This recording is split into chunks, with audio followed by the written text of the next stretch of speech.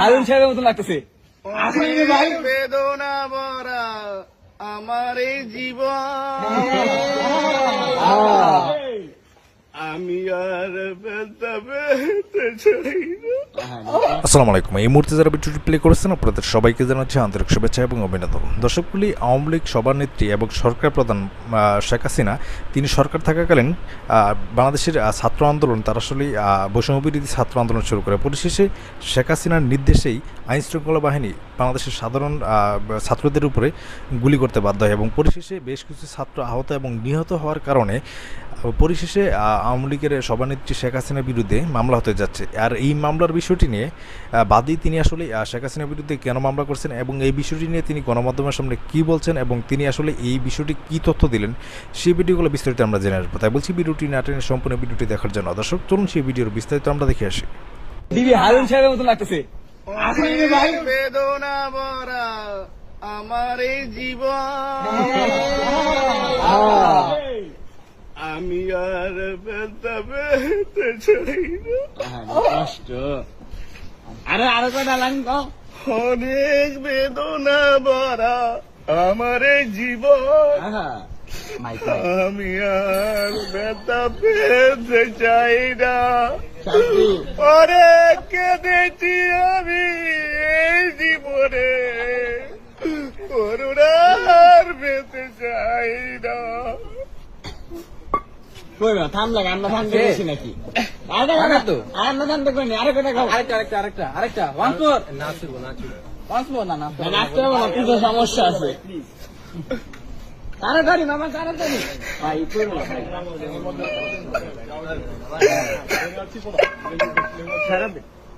এবং আমি শুরু করলাম, অনেকেই হয়তো ভয় পাচ্ছে, শেখ হাসিনার বিরুদ্ধে মামলা করতে চায় না। আমাকে অনেকেই মামলার আগে বলেছিলেন যে তুমি এটাতে যেও না, এই জন্যই আমি এই বিবেকের তাড়নায় মামলাটা করলাম। তারপরেও আমার কথা হচ্ছে যে শুধু এই একটা না, জুলাইতে সমস্ত বাংলাদেশে যত মানুষ, যত ছাত্র, যত শিশু, যত বৃদ্ধ, প্রত্যেকের খুনের বিচার চাই। এবং আমি শুরু করলাম, অনেকেই হয়তো ভয় পাচ্ছে, শেখ হাসিনার বিরুদ্ধে মামলা করতে চায় না, অনেকেই হয়তো মনে করছে যে তার অনেক ক্ষতি হবে। আমাকে অনেকেই মামলার আগে বলেছিলেন যে তুমি এটাতে যেও না, কিন্তু শুধুমাত্র বিবেকের তাড়নায় যে এই ছেলেটাকে কেউ কোনোদিন অ্যাটেনশনই দিল না, একটা লোক মারা গেল মাথায় গুলি খেয়ে, কেউ কিছু বললো না, গেলও না তার বাড়িতে, এই জন্যই আমি এই বিবেকের তাড়নায় মামলাটা করলাম। আমার নাম আমির হামজা শাতিল, আমি একজন সাধারণ ব্যবসায়ী, আমার একটা গরুর খামার আছে কল্যাণপুরে। এখনো ফিল করছি না, আমি আমার সাহস নিয়ে থাকবো, এরপরে যা হয় ফয়সালা তো আল্লাহর পক্ষ থেকে আসে, যা হয় এটা হবে। আমি এই মামলা শেষ পর্যন্ত লড়বো ইনশাল্লাহ।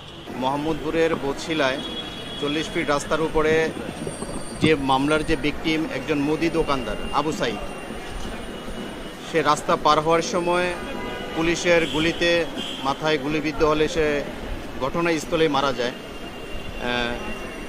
এবং তার পক্ষে আজকের যে বাদী SM আমির হামজা মামলা দায়ের করলে বিজ্ঞ আদালত তার বাদীর জবানবন্দি গ্রহণ করেন এবং আমরাও বক্তব্য রাখি। বক্তব্য শ্রবণ করার পরে বিজ্ঞ আদালত বলছে যে আমি পর্যবেক্ষণে আদেশ দিব। এখনো আদেশ হয়নি, আমরা অপেক্ষায় আছি। শুনানিতে আমরা আর্জিতে যা উল্লেখ করেছি আমরা সে বক্তব্য রেখেছি। আদালত বলছে যে আমি পর্যবেক্ষণে আদেশ দিব। আমরা বলেছি যে হুজুর আদালত, আমরা আপনারা অবশ্যই অবগত আছেন যে বাংলাদেশে যে একটা নৃশংস যে ঘটনা ঘটেছে, পুলিশ নির্বিচারে গুলি চালিয়েছে এবং আমরা যে মামলায় আসামি করেছি তারা বিভিন্ন গণমাধ্যমে আপনারা দেখেছেন, ওনারা সরাসরি নির্দেশ দিয়েছেন ছাত্র এবং জনতাকে গুলি করার জন্যে। আমরা এই আসামিদের বিরুদ্ধে আইন আমলে নিয়ে মামলার একটি FIR দেওয়ার জন্য আমরা বিজ্ঞ আদালতের নিকট আমরা নিবেদন। সংগ্রামী বন্ধুগণ, আমরা আসলে এখানে আজকে বক্তব্য দিতে আসিনি, আমরা আপনাদেরকে কিছু বিষয়ে সতর্ক করতে এসেছি।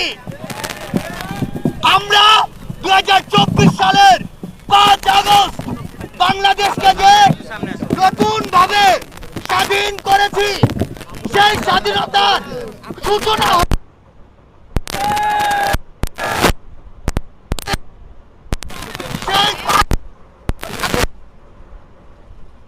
ষড়যন্ত্রকারী কিছু হয় না। প্রথমবারের গঠনের পূর্বে আমরা ঐক্যবদ্ধভাবে সেই দমন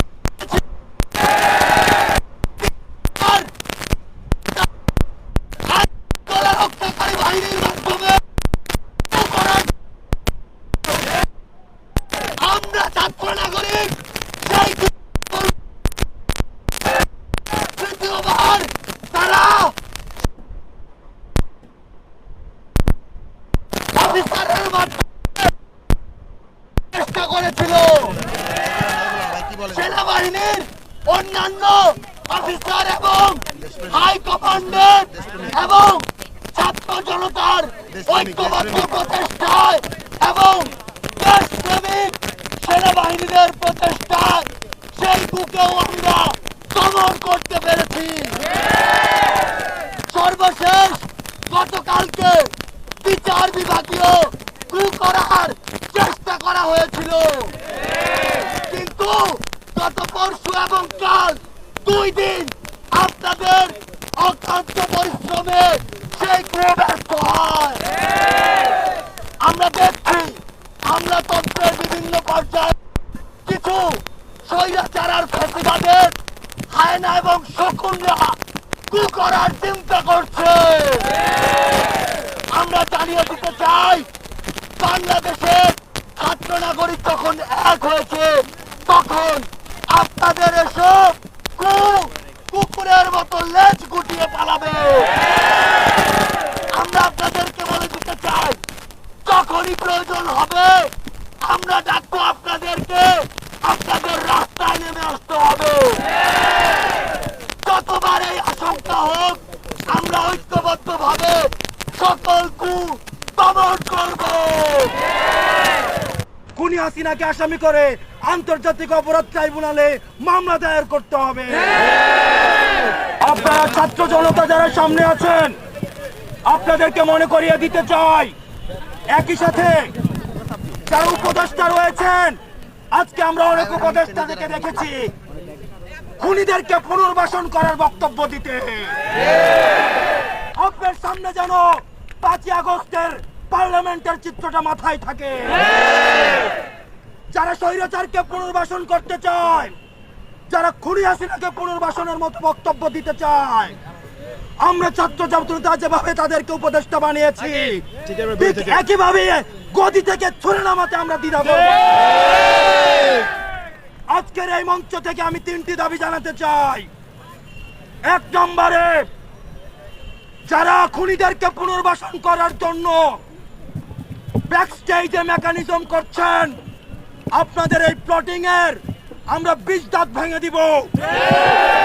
এবং আমরা বলতে চাই, আমরা সচেতন করে দিতে চাই উপদেষ্টাদের, আপনারা সচেতন হয়ে যান, আপনাদেরকে ছাত্র জনতা প্রতিহত করবে। সুতরাং খুনিদেরকে পুনর্বাসন করার কোন ধরনের চিন্তা আপনারা করবেন না। আমার 2 নম্বর আহ্বান মিডিয়া ভাইদের প্রতি, গণমাধ্যমের সাথে আমাদের সৌহার্দ্যপূর্ণ সম্পর্ক, আমাদের তাদের সাথে সৌহার্দ্যপূর্ণ সম্পর্ক ছিল, আছে এবং থাকবে। আমাদের আন্দোলনকে সার্বজনীন করার ক্ষেত্রে গণমাধ্যমের অবদান অনস্বীকার্য। এই ফ্যাসিজমকে উৎখাত করতে গণমাধ্যমের ভূমিকা অনস্বীকার্য। কিন্তু আমরা দেখতে পাচ্ছি কিছু কিছু গণমাধ্যম খুনিদের পুনর্বাসনের ষড়যন্ত্রে লিপ্ত হচ্ছে। আমরা আপনাদেরকে হুঁশিয়ার করে দিতে চাই, আমরা আপনাদেরকে আহ্বান করতে চাই, আপনারা জনতার কাতারে নেমে আসুন।